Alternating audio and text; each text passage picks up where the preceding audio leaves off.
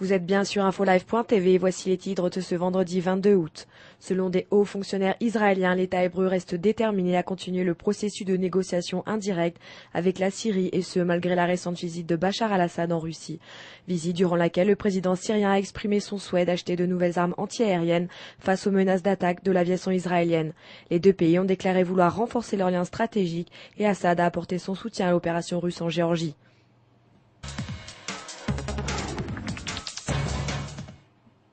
Nous reprendrons Jérusalem par le djihad et par le sang. C'est en ces termes que s'est exprimé le leader du Hamas, Ismaël Haniyeh, ce mercredi, lors d'un discours marquant les 39 ans de l'incendie de la mosquée Al-Aqsa.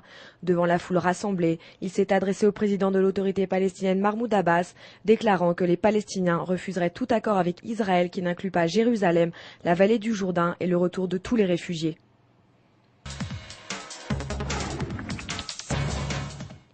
L'État hébreu vient de donner son accord pour modifier le tracé de la barrière de sécurité se situant dans le désert de Judée près de Jérusalem. Selon des responsables israéliens ayant informé la Haute Cour de justice ce jeudi, la barrière de sécurité proche de l'implantation de Ma'ale Adoumim sera déplacée vers l'ouest et 400 hectares se retrouveront du côté palestinien. La barrière de sécurité visait au départ à protéger cette implantation et ses alentours.